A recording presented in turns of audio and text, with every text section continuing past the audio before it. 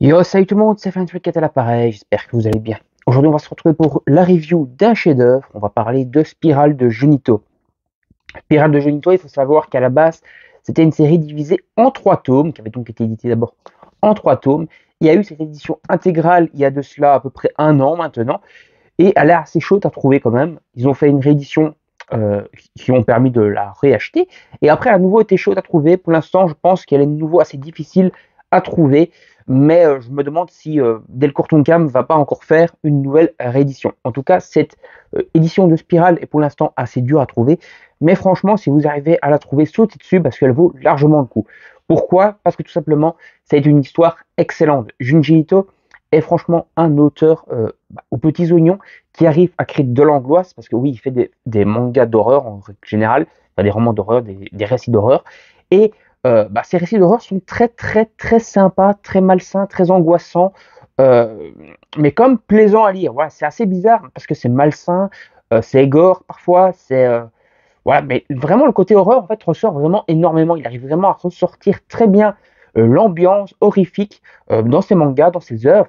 Et donc, franchement, ça donne juste déjà envie de connaître la suite. Et donc, ça, c'est déjà excellent. Donc, Spiral ne fait pas exception à la règle. C'est même l'une des meilleures œuvres de Junji Ito. On se retrouve en fait dans un truc, c'est un peu la malédiction de la spirale. Et ça va aller crescendo. C'est-à-dire, les premiers chapitres, on commence avec des petites malédictions, on va dire, plutôt gentillets, on va dire, qui vont impacter genre deux trois personnes. Puis on va commencer à aller de plus en plus loin dans les malédictions liées aux spirales, jusqu'à ce qu'il y ait des gens qui se font bouffer par, voilà, genre un petit spoil sur le manga, voilà, pour vous donner un petit exemple. Mais il y en a plein, donc voilà, c'est pas trop un spoil. À un moment, il va y avoir une femme qui va avoir son visage qui va se transformer en une espèce de spirale de trou noir, comme ça, et qui va aller dévorer les gens, du coup. Voilà, et donc il va y avoir plusieurs choses comme ça qui vont se passer, des gens qui vont avoir leur corps carrément, qui vont se transformer de façon horrible, voilà. Et on va aller de plus en plus loin, comme je disais, dans le crescendo, donc de plus en plus de gens vont impacter dans cette ville, dans ce village.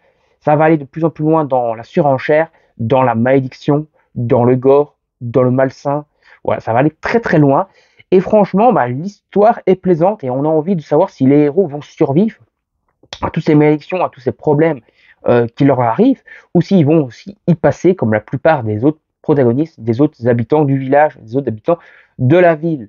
Voilà, le côté horrifique est bien foutu, les visages, on sent parfois un peu de la malaise dessus, comme l'auteur des Liens du sang ou encore des Fleurs du Mal, donc qui est Oshimi.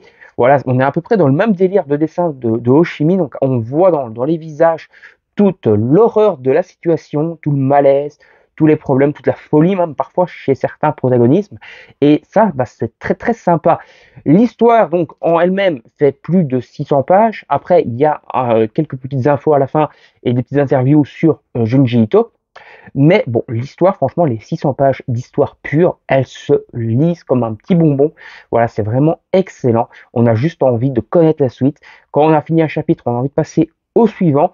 Parce que oui, il faut savoir que la plupart des chapitres ou de séries de chapitres, en fait, sont des mini-arcs. Et donc, chaque mini-arc, il y a un début de malédiction lié à la spirale. On va finir donc ce petit arc, puis on passe dans un nouveau chapitre. On a l'impression que, on va dire, le problème de malédiction est réglé au début du chapitre. Et après, on va voir qu'il y a à nouveau une nouvelle malédiction qui arrive, plus puissante que l'ancienne. Et on va essayer de voir comment les protagonistes vont réussir à vaincre cette nouvelle malédiction. Puis on va aller plus loin, et chaque fois, la malédiction va revenir et va chaque fois être de plus en plus puissante, de plus en plus forte.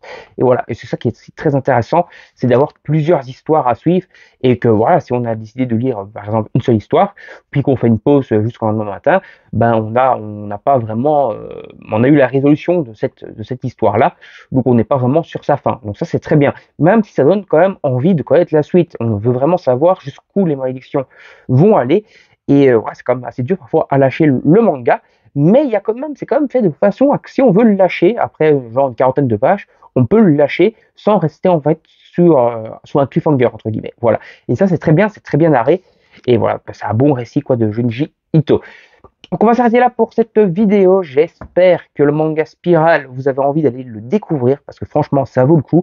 N'hésitez pas à laisser des commentaires si vous avez déjà lu le manga ou si vous allez le lire après cette vidéo, vous donnez votre avis. Si je vous donne envie d'aller lire le manga mais que vous ne l'avez pas encore lu, donnez-moi également votre avis. Ou bien si vous avez lu le manga que vous avez détesté, donnez-moi également votre avis. Ça me permet toujours de débattre avec vous. N'hésitez pas également à vous abonner à la chaîne et activer la petite cloche pour ne rien manquer des prochaines vidéos. Likez, partagez la vidéo sur vos réseaux sociaux pour m'aider dans mon aventure YouTube. Et moi, je vous dis salut tout le monde, à la prochaine. Bye bye. Lâchez un maximum de commentaires. Salut, salut.